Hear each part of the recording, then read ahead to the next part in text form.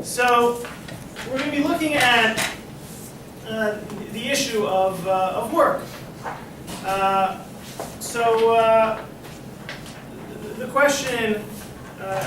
The question is, what is it?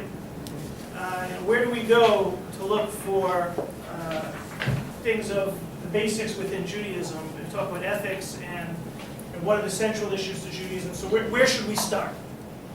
So we should start with a joke. And the joke is about the rabbi, the priest, and the imam who are arguing over whose religion is best. And the rabbi suggested, let's settle this debate with a contest. Let's try to convert the grizzly bear to our respective religion. Only the greatest of religions can possibly convert such a wild, ferocious animal. So the three set out to prove themselves. After a few hours, the priest returns with a bear. The surprisingly tame bear is soon busy reading the Bible. Soon afterwards, the imam returns with a Quran-reading bear that he has converted.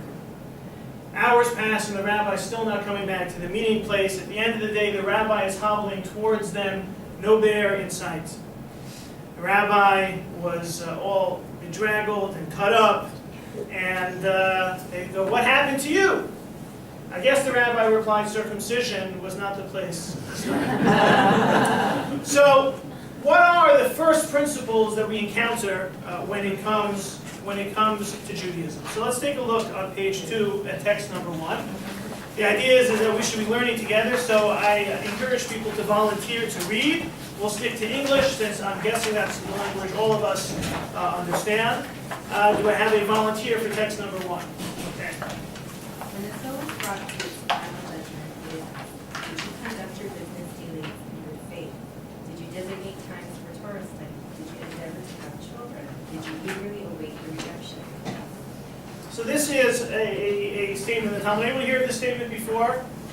The idea that after our passing, we will be judged, and spiritually we will be judged, and we will be asked these questions. And it highlights the priorities of the rabbis as to what is important in a life well lived. And it begins with, did you conduct your business dealings in good faith? Now, some of the others, designate times for Torah study. We know Jewish study is important. Endeavor to have children. Well, perpetuating the species and creating the next generations of Jews is important. Did you eagerly await the redemption? This has been understood not only about Mashiach, but also the idea of, did you do things to improve the world? It seems slightly out of place to begin with, did you deal faithfully in your business affairs? Or what might be, what might you think would be the first? Or what might you expect to be on the list that's not on the list? Treat others kindly. Very Ahavat Yisrael. Let's have some of the important stuff. It's also interesting that's not one of the 10 Commandments. People are sometimes surprised to hear people who haven't been exposed to the 10 Commandments.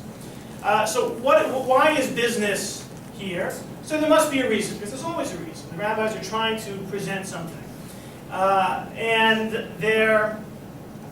We should think about this. Why is business number one? And you sort of make sense with all the stereotypes and Jews and money and all of those types of statements and sentiments. But how does it play out with regards to making a living being such a priority for the rabbis? All right, you have that question in your minds, and hold that thought while we move ahead and switch gears a little bit. Look at the bright side. At least Mondays only happen once a week. Anyone ever feel that way before? No? You guys don't? Yes. Why do Mondays have such a bad reputation?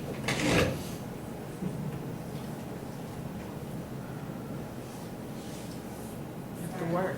So, see, I need to know because I don't have this issue. This idea of a weekend doesn't exist in my job description. So it's sort of, but it's the start of a week, and it is. We sort of like the idea. Thank God it's Friday. That's such a resident catchphrase because we like the idea of getting away from our jobs. Now, it's a larger issue. How much do you like your weekend? How badly you hate your job? We can all talk about that. You can make an appointment with me. I'm happy to listen. But what about with regards to with regards to this, with the weekends more relaxing, why is it appealing? Well, take a look at that image. If you take a look at an image like that, what does that make you think of? Vacation. Who wants to go on vacation right now? All right, that's usually the case. The question is why? Why do we feel that way? What are we trying to? Where are we trying to go? Or what are you trying to get away from? Stress. Stress. Okay. Pressure. Responsibility. Maybe we want to deepen our relationships with people, right? It's not only escaping the negative, but extenuating the positive. We feel that we have an opportunity to engage in those types of activities, whether escaping the negative, embracing the positive, because it's the opposite. It's the opposite of work. And if not working was such a great thing, was really so exciting, well, that means everyone would probably be very happy once they retire, right? Not right. Look at text number 3 on page 4. Retirement can cause a drastic decline in health according to a new study.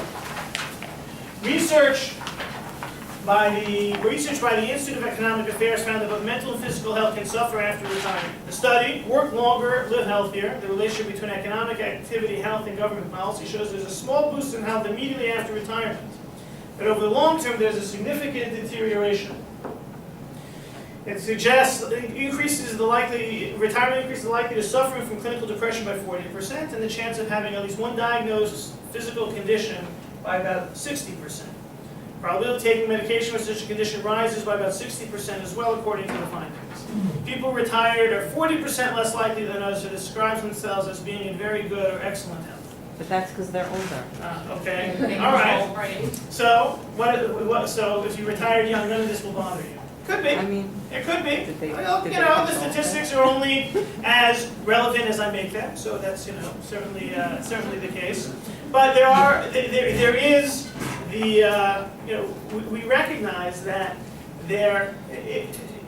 at times I'm not so sure it's always that clinical depression is directly proportional to age. I don't know, any clinical psychologists here? Okay, so is that always, is it really that high a proportion? Good, thanks for backing me up. I'm glad that worked. Took a leap of faith and it played out in the science. But there is the idea that at times work can be helpful. Text number 4. Someone will please read for us on the next page. It does not seem to be true that work necessarily needs to be unpleasant. It may always have to be hard, or at least harder than doing nothing at all. But there is ample evidence that work can be enjoyable, and that indeed is often the most enjoyable part of life. Right. So there is this idea that work has been found to lead people to happiness, sense of fulfillment. Interesting that when I was preparing for the class, sort of, do sources like this, are we more receptive to sources like this than Torah sources? And if we're looking for proof for something, where do we look? As Jews who have children in Jewish day schools, so clearly Judaism is important to us. Are we more likely to believe the Torah or the clinical psychologists? I'm not trying to pick on you, but who do we think has more insight? Probably the clinical psychologists, but it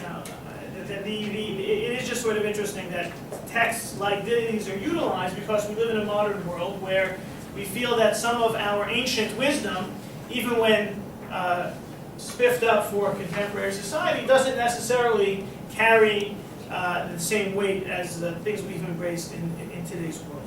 But we come to a point where we may grumble about work, but we still have use for it. It's not better should we not have to work for a living anymore. Sometimes people who have the financial independence still gain from work, and we'll come back to something. We'll come back to that in a little bit. But what is the basic need? Why is labor viewed as something of significance, and not only something of significance? If you look at the next source, text number 5, it's sort of who we are. Text number 5, the verse from the book of Job. Adam la'amel yulad. Man was created, man was born to toil.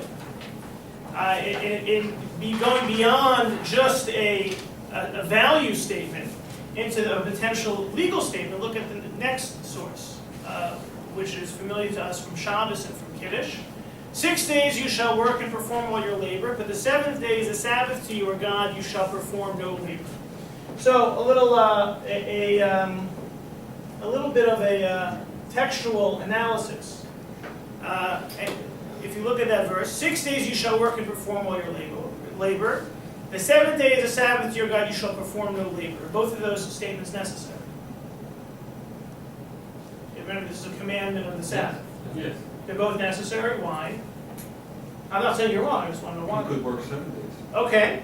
All right. So it says so work 6 days, but it says on the seventh day is a Sabbath to God, you shall perform no labor. Why can't it just say the seventh day is a Sabbath to God, you shall perform no labor? Why does that have to tell me to work for 6 days?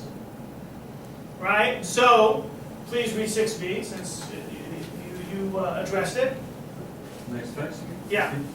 6 days you shall work. 6 days you shall work. Rabbi Yehuda said this is not only a preamble to the mitzvah of Shabbat, but is a separate law.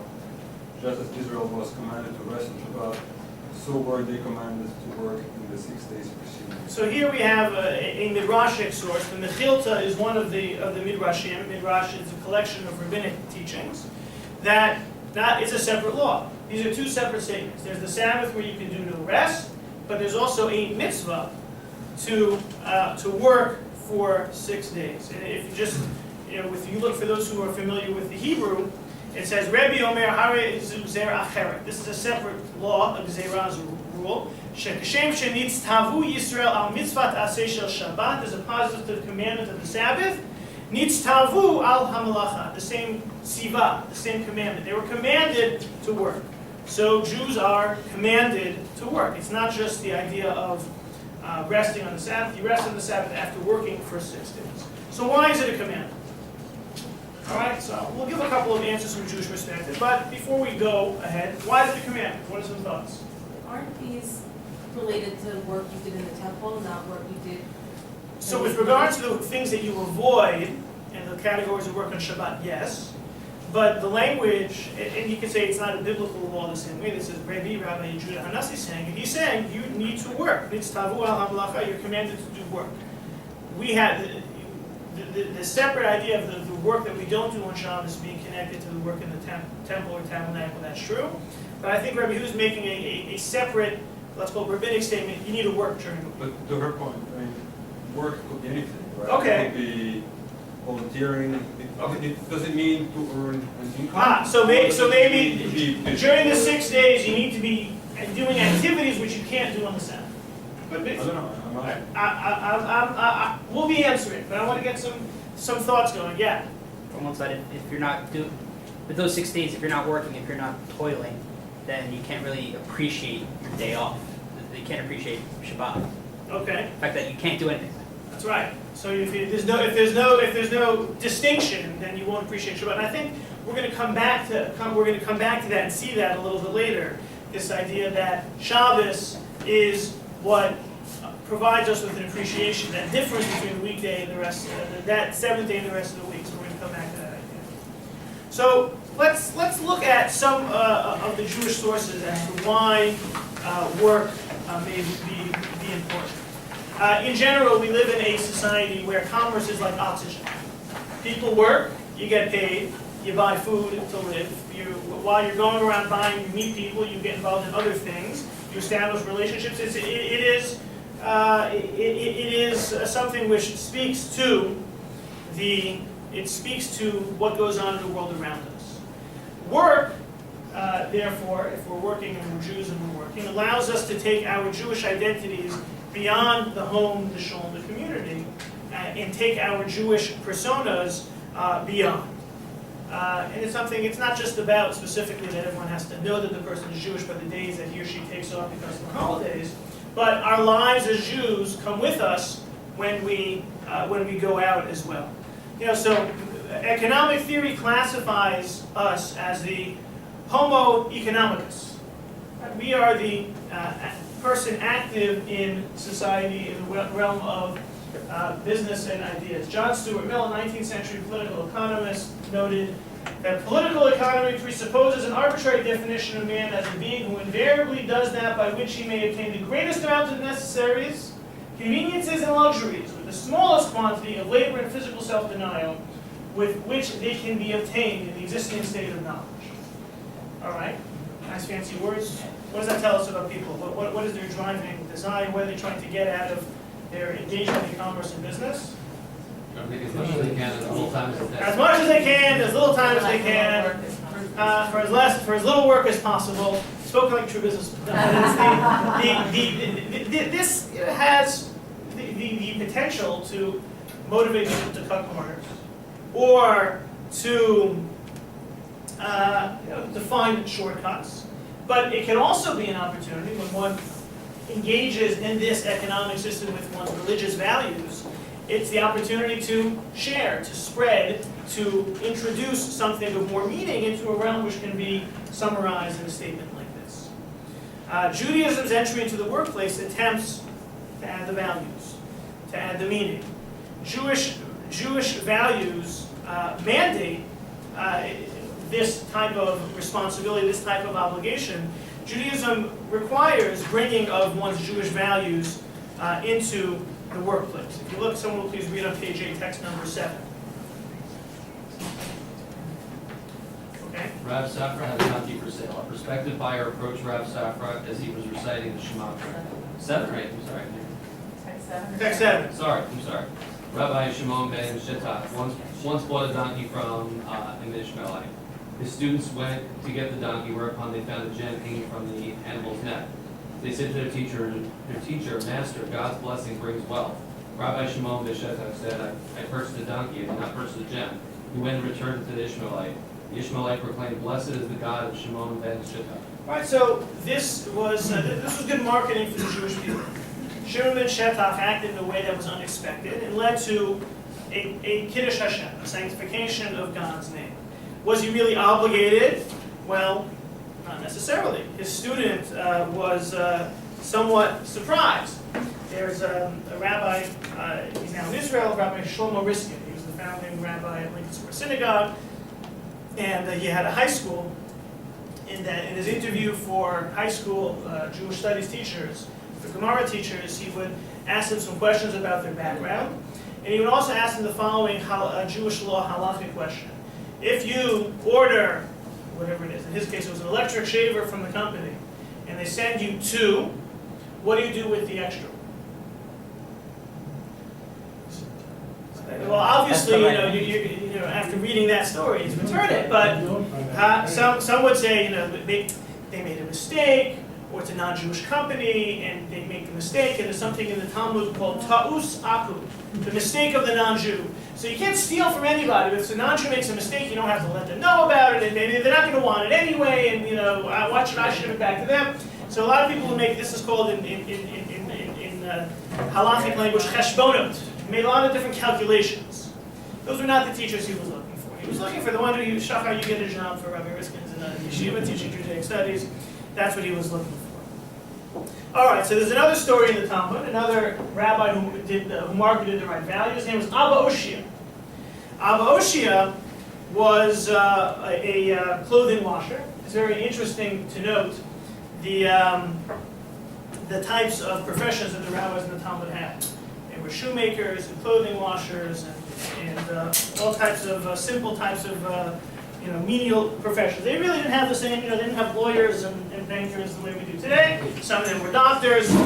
But so Abba Oshia was a noble woman dropped off her clothes for wandering, and he washed the clothes, and he found out that there was a jewel there, and he wanted to return it. And she said, why? I gave up, it's now yours. He said, no, Torah has commanded us to return the lost object. She said the same idea. Blessed is the name, God of the Jewish people. How about text number 8? Someone can please read. Someone who hasn't read it. Let's go. Come on. Yes, thank you. Rav Safra had a donkey for sale. A prospective buyer approached Rav Safra as he was reciting the Shema prayer. The person named a price and asked Rav Safra, would you sell the donkey for this amount? Rav Safra did not answer. The person thought that Rav Safra did not want to sell it for that amount, so he raised his offer and said, give it to me for this larger amount. Again, Rav Safra did not answer. When Rav Safra finished the Shema, he said to the buyer, I decided to sell it to you as soon as I heard your initial offer. More than that, I will not take. All right, so similar story. Now, you probably think it was picking up all the three good stories, just like I'm talking about only the old people who get sick after they retire. But nevertheless, the message stands out that being a Jew going into the workplace provides opportunities to market what's important to us as Jews. There is that opportunity, and there's that responsibility. We're going out into the world, we take our Judaism with us. There has been, there sometimes is an overemphasis on some of the the symbolic trappings with regards to you have Rabbi Moshe Feinstein, who's a great rabbinic sage who wrote about halachic issues, different issues that come up with regards to some of the more overt trappings, like what about wearing a yarmulke at work? You can ask the question more basically, what about wearing a yarmulke, period? Where does that come from? It's not just about the different types of interaction that the Jewish legal system throws at us, but it's the values that we can bring to the workplace, which is important. And as Jews, we're not interested in just keeping it to ourselves. We're created to toil, we're commanded to work to bring these messages beyond our, what's called in Talmudic language, our arba amot, our 4 cubits, our own small spaces, home, synagogue, Jewish community, but to the outside world as well. So, we can understand that work is important, but we're still hard-pressed to justify its prominent place. Why is the first thing you'll be asked after 120 years, did you work properly? This can be an important vehicle. Why is it sort of number one according to those documents? Yeah? It's indicative of how you treat other people in a large scheme of things. Okay, so maybe it does connect with what quite coincidentally your wife suggested was missing with regards to loving other people. This may have a lot to do with our interaction with others, yeah? It's bringing your Jewish identity into the workplace. Okay, Jewish identity in the workplace. You're spending 6/7 of your life doing that, so. Well, you part have to of work it. on Sundays too. That's right, the 5-day work, that's why in Israel they still have a 6-day week, because it's anti-Jewish to have 5 days, yeah. We rest and consume on Shabbat, and during the week, we create and, are productive. Mm-hmm. It's kind of, did you contribute? So, okay, I think that takes us in a direction of that what we saw until now is how work allows us to impact on others, how we treat others properly, how we bring Jewish values into the workplace, but what about how it benefits the worker? What is the personal benefit? What's the self-help element with regards to that? So little Sammy comes home from school one day and tells his father what he had learned. He said, "Dad, the teacher said that we have been born to help other people." "That's quite right. You have to help other people," said the father. "Well, Dad, then why were the other people born? So what's in it for me?" Well, let's talk a little bit about what's in it for us, and it comes really from the negatives. We can posit some positives. So what are some of the pitfalls that work can present us with that can challenge our ethical values? So let's talk about some of the spiritual hazards of work. So one has to do with integrity. Whether or not, we said before, will we cut some corners if in the pursuit, as John Stuart Mill pointed out, of trying to get as much as we can, as quickly as we can, as easily as we can. We have that challenge. We can also have work is spiritually hazardous. There can be a distortion of the priorities. Right? What's most important? Right? When you coming home, son? I don't know when. Right? Just making sure people here follow popular culture. There'll be some many Seinfeld references as we proceed as well. I know, I'm older than most of you by far, but where are sometimes it becomes work-family issues or work-health issues. There's a story about Steinberg and Fleischer, who were partners in the garment business. And they had a very horrible season with regards to selling sport coats of a specific type. They had a huge inventory surplus. And out of the blue, a buyer walks in from Australia. Good day, mate. And this is exactly what we're looking for. I'll buy out the lot. So they made a deal. The guy says, look, to buy this out, it's a big deal. I have to get back in touch with the home office. And I have to get permission. I don't anticipate a problem. So here's the deal. Unless you get the note, unless you get the message, unless you get, back in the olden days, a telegram, by Friday at 5, the deal goes through as planned. So Tuesday, Wednesday, Thursday pass slowly. You see telegram guys coming by, they just closed the shade. They didn't want to know. And so they're closing the shop on Friday. 10 minutes to 5, there's a knock on the door. Telegram. The partners froze. Fleischer grabs the telegram and opens it. His face lights up. Steinberg, great news! Your sister died. Our priorities can sometimes can be confronted with challenge in situations like this, and it's not. There's a biblical precedent. Someone will please read text 9a on page 10. They approached Moses and said, "We will build here enclosures for our flocks and cities for our children. Our children will reside in fortified cities while we arm ourselves with zeal and go in advance of the children of Israel until we have brought them to their place on the western side of the Jordan." And now read text 9b, Moshe's response to their request. This is the Bnei Gad and Bnei Reuven who wanted to stay on the other side of the Jordan and stay there because the land was fertile for their sheep. Moses' response: "Build yourselves cities for your children and enclosures for your flocks." How did he respond differently than he was requested?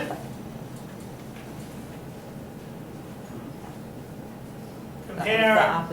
Correct. The request was, we want enclosures for our flocks, and we want cities for our children. And Moses says, yes, you should have cities for your children and enclosures for your flocks. Well, where was the Bnei Gad and Bnei Reuven, the children of Gad and Reuven? Where were their priorities? The priorities were on their possessions and not so much on their, not as much on their children. And this was the wrong approach, as text 9c spells out.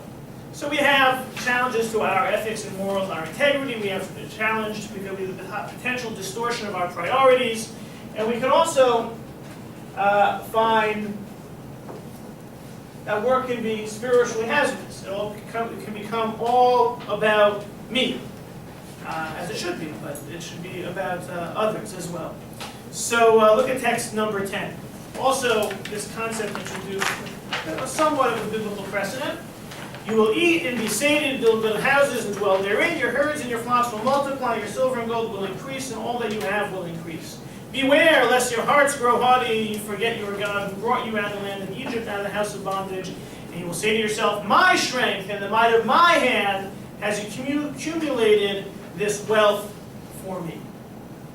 There's a danger in becoming too overconfident, too arrogant, and seeing it just about what we can do, which opens up the discussion into the realm of recognizing that work or everything is in God's hands. That's not something we often speak about.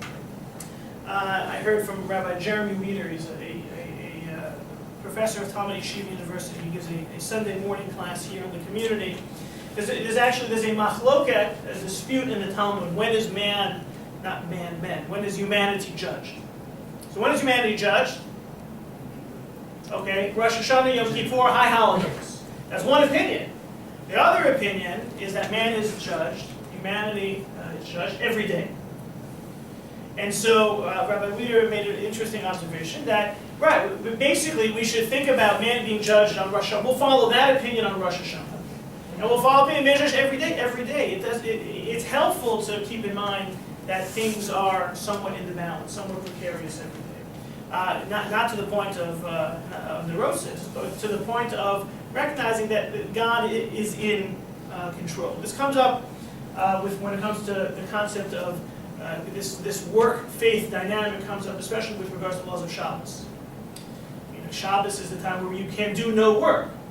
And it was a major challenge. It's still a major challenge to people today, but it was especially a documented challenge in the beginning of the 20th century. Beginning of the 20th century, all these Eastern European immigrants were coming, and America at the time had a 6-day work week, and the jobs were hard to come by, and Friday Some of them who were observant felt, okay, Shabbos, and then the Sunday, I'll come back on Monday. And their bosses said, often their bosses were Jewish, or the immigrants just like them, said a few years before, would say, you don't come in on Saturday, don't bother coming in on Monday. And it was a challenge, whether or not, it was a test of faith, whether or not the Sabbath would be observed. And from a theoretical or an intellectual level, if God is in control, then it doesn't matter whether or not you work 5 days or 6 days or really no days, because He's in control. That doesn't mean you should work no days and say, God, take care of me. Right? There's other reasons why that would not be. There's other reasons why it's not healthy to rely just on God in that type of way. But when it comes to Shabbos, clearly the laws of Shabbos were given.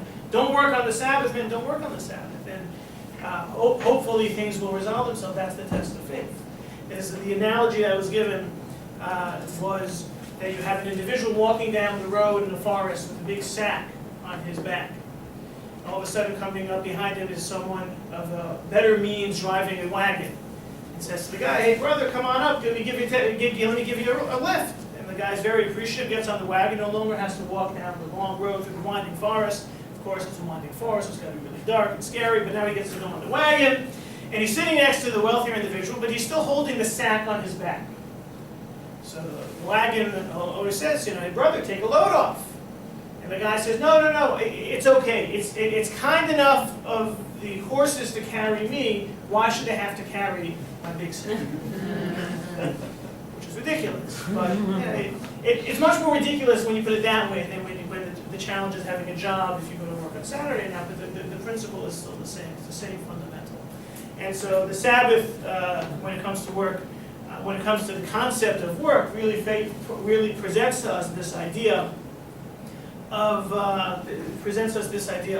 is it about me, is it about God? And we'll talk a little bit more about that in a few minutes. In the Hasidic, yes? What's the implications of what you're saying about people that learn all day as opposed to work? So I was actually, it says right here in my notes, just as the very next word.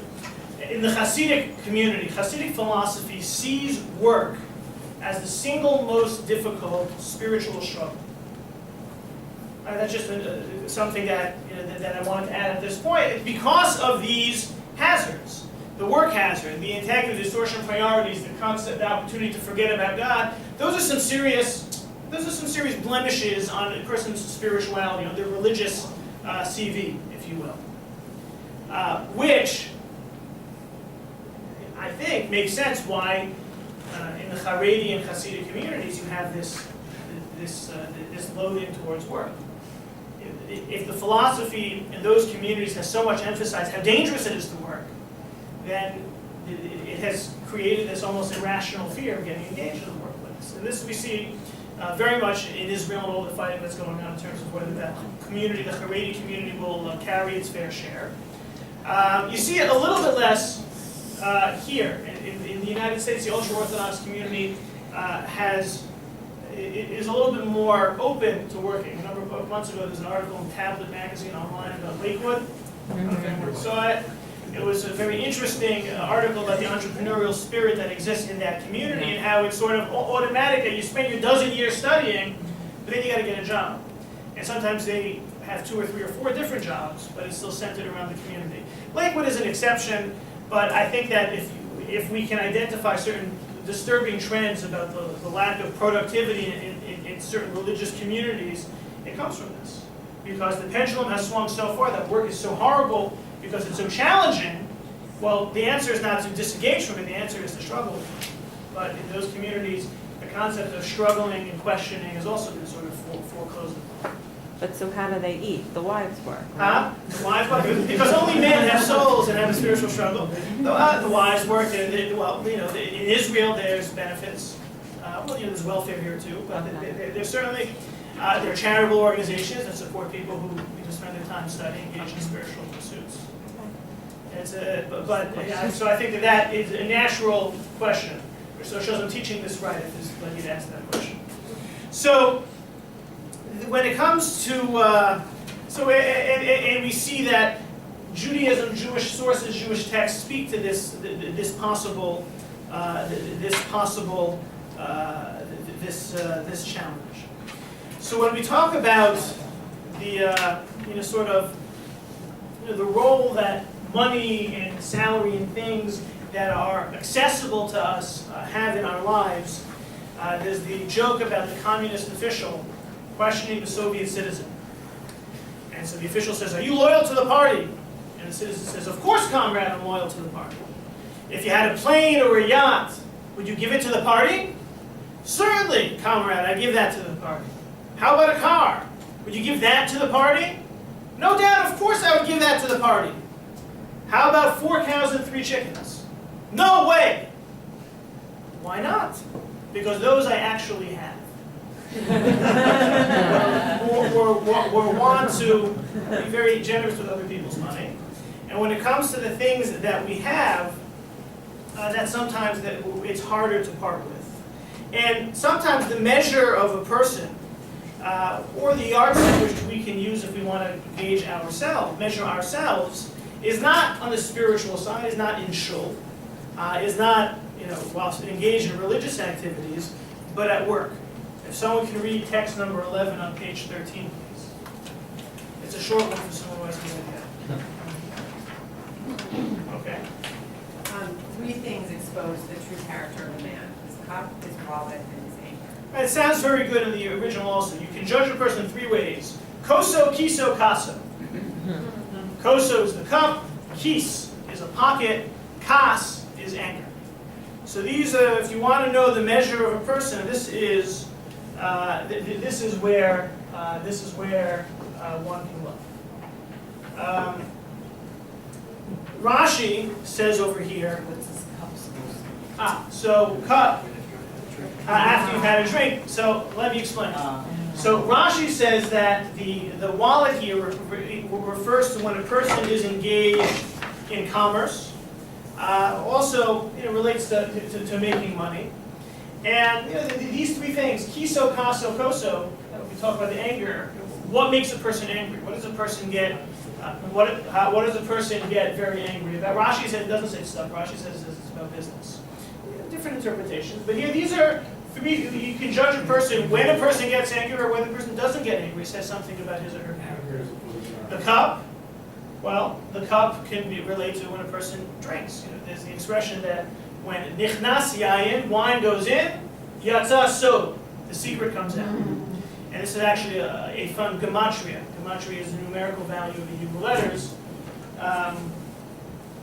We have the word yayin. So yud is 10. So there's 2 yuds. Anyone know none? 50. Very nice. Very good. You have a 3rd grader? I do too. So because in the 3rd grade, I visit all the 3rd grade classrooms. They have it on the walls. Yeah. In Vermont. That's true too. Yes. So what about sod? What's sum? 60. Right? It's right. The one right after. What's vav? 6. Daled? 4. Right. Equal. Nichnas yayin, 70. Wine comes in, secrets come out. I don't think you need the gematria to know that, but you have you can tell the Where's your sign on? Where's your sign? don't worry, we got 6 weeks of this. With the schnapps. Right, that is how you get it out, the peach schnapps. Yeah. Yes. So these are the time to take the measure of a man. But the kiso, it can relate to what a person does with his money. It can relate to how a person acquires their money. We can recognize how a person acts by what he says about what he does or how he relates to earning money, spending money. So we've spoken about some of the benefits of work. We talked about the fact that it is a mitzvah. We've spoken about how it allows us to bring Jewish values to bear outside the rest of the world, outside society. We've spoken about how it's also, work is where some challenges to our personal elements of faith and values emerge. But still, when it comes to we spoke, so just a summary, allows us to influence our fellows, appreciate values, words expressed in the Torah, opportunity to practice what we preach. What about the intrinsic value of work? Right, there could be other ways, there could be other paths towards achieving or forcing us to appreciate the values and morals and bring it to the outside world. So we're going to look a little bit at the societal benefit of work and what Judaism has to say about the impact of the role of work in society. If you look at text number 12 on page 14. Were it not for the financial needs of people, the earth would not be worked to yield its fruit and crops. The items that are extracted from the earth, such as gold, silver, diamonds, medicinal ingredients, and dyes, would have never been revealed. Goes without saying that no one would be willing to travel on ships and trek the deserts to bring bread from afar to fill the deprivation of the states that lack grain, expensive items, spices, etc. There'd be no one willing to take on the burden of hard labor, such as building large buildings, the palaces of kings, towers, or fortified cities, nor digging cisterns and wells, and the world would be desolate. Certainly no one would toil with his mind and hands to invent intricate and marvelous works such as watches and eyeglasses, weavings, paintings, and sculptures, and many more that are too lengthy to enumerate. These are words by Rabbi Yaakov Emden, written in the 18th century. The idea that, basically, that if it weren't for the financial needs, it'd be nothing. People, if it wasn't for the financial rewards, why would people bother to do all the things that they do? Why would there be people risking their lives to engage in massive construction projects? Why would people inconvenience themselves? Pretty capitalistic, if you ask me. So we Jews are supportive of capitalism and also founding communism. That also fits with Jewish values when looked at it from a different direction. But here, listen to the following quote from Adam Smith. Right. So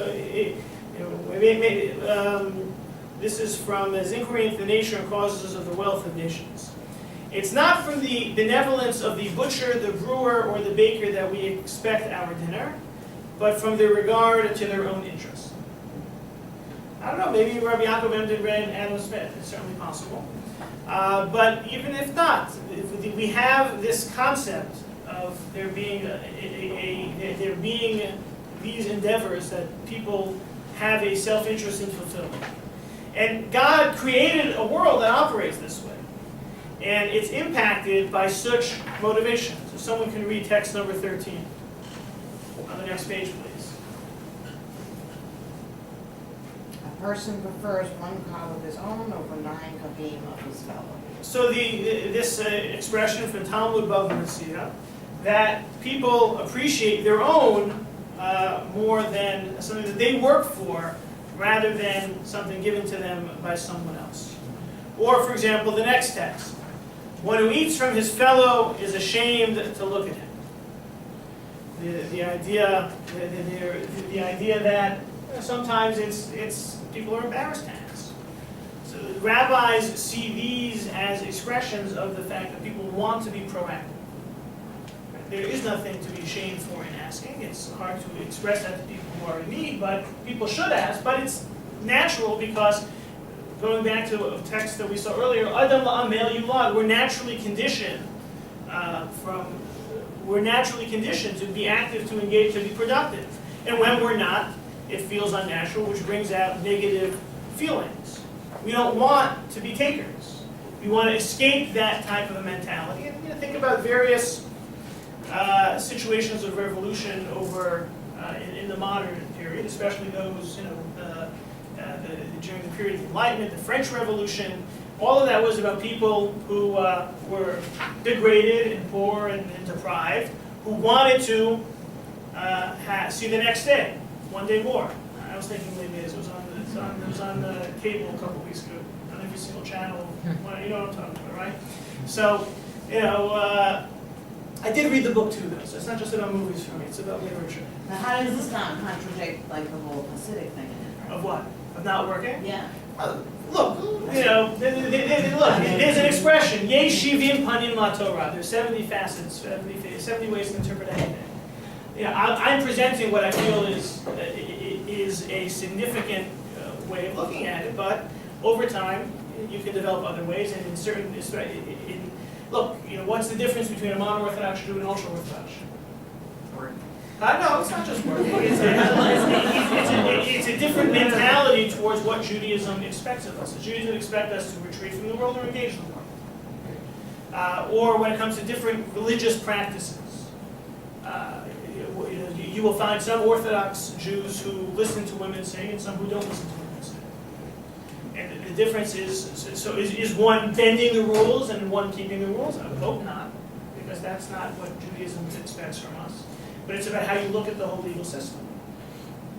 And those who don't listen to women sing, that idea of kol isha, are following what I call a linear version. They have a statement in the Talmud, they have the more recognized positions, this is what's written in the Code of Jewish Law, 1, 2, 3, done, this is our behavior. But we have a much more dynamic, vibrant corpus of Jewish learning that can also help us. But is there like Who's right? I am. no, but is there an alternate to this Kol Isha? Like Kol Isha it says that, right? Yes, So but just, this is getting a little far afield, but the Kol Isha statement in the Talmud can be understood as referring just to the example in the Talmud, which was during the Shema, during a specific time. And so do you take that as and expand the context, or just look at the context? So that's just one example. I think there are many others. Maybe we should also have a course on modern Orthodoxy in the modern age, especially if that's what we're trying to pass to our children. Maybe year 2 of Kohelet. I need more time to develop it. But so we want to work. We want to do. Why? So someone will read text number 15, coincidentally on page 15. Go for it. The truest and ultimate definition of good is that people will reach a level where they are similar to their Creator.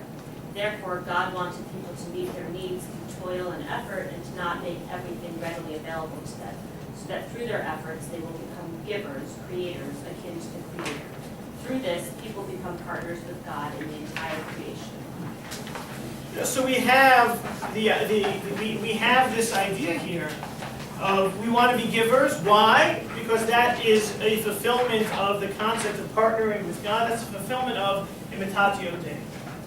Right? So it gets into sort of, I often tell my students, I teach 3rd grade Parsha at Ramaz, and I teach 7th grade Gemara at Ramaz. Every now and then I visit all the ECC classrooms. We don't talk about imitatio Dei in the ECC classrooms. It is Ramaz, but they don't quite have that precocious. But this idea of at some point, questions of why hit a brick wall. Right? It's like, why can't I stay up late? Because you need your rest. Why can't it ultimately hit a brick wall? And what's important to bring from that is so what's the rationale behind it? So why don't we want to be takers? Why is work so important? Because it allows us to be more in touch with being a partner with God in this world, which if we want to break down sort of what's the whole world, what's the purpose of this world all about, what is the, what's the expression, what is the, I know the answer is 42, I forgot the question. What's the meaning of life, the meaning of the universe and everything, right? Hitchhiker's Guide to the Galaxy is 42, which by the way is the number of stops that the Jews took in the desert. If you read Parshat Maseh, it's a coincidence? I think not. But so what's the answer? The answer is if we're looking for a reason, God created the world. He created a physical place to, I guess, be some sort of working, some sort of laboratory to see if the spiritual values that were introduced can be acted upon in real life. And our job is to make that happen. Well, work allows us to get as close to God as possible. That's what's being expressed here. There's a joke about a Jewish tailor from the shtetl moves to the U.S. It opens up a small shop in the suburbs, and he names the shop Schneider. Schneider's. Schneider is Yiddish for a tailor. And he did okay, and one day he was praying to God and said, how can I grow my business? So God replied, add my name to your shop. Partner with God. So he renamed his shop God and Schneider's. And he did even better. He did so well, he decides he's going to take this and franchise and open up in the big city and try his luck there. But he did not do so well. And he said, God, I'm not doing as well as I thought. I'm partnering with you. We're together on this, but how can I make my store prosperous once again? So God said, you're in the big city, they're more sophisticated. Spell both names in English for the people. So he did, and he renamed his store Lord and Taylor.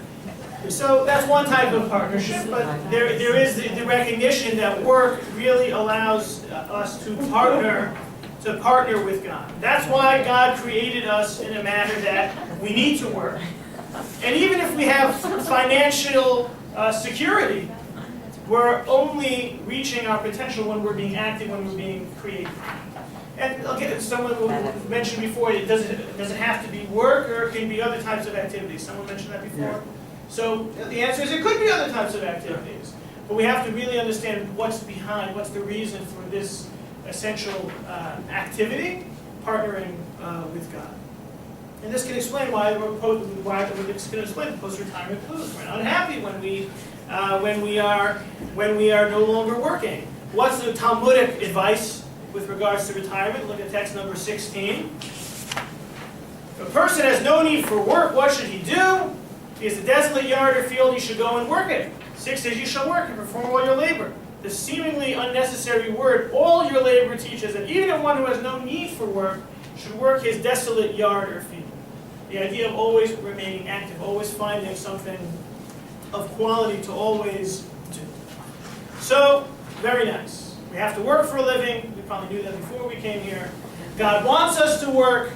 We've seen some additional approaches to the reason for this mitzvah, and to the importance, and to the values. We have some Jewish insight into the concept. What are some practical ideas that can remind us of this at 3 o'clock tomorrow afternoon? So we can, in addition to looking at work through this prism of sharing Jewish values, avoiding spiritual and ethical pitfalls, we can look at work as a partnership with God, but we can also think about 2 examples which help us stay focused on this. One we spoke about before, Shabbat observance. That difference that you mentioned between Shabbos and the rest of the week is helpful in reminding us of the difference in priorities. That we may be working in toiling a certain way the rest of the week, but ain't going to work on Saturdays, Uncle Moshe liked to say. It's Shabbos Kodesh. It's a holy day. There's something, that distinction, that marking that difference is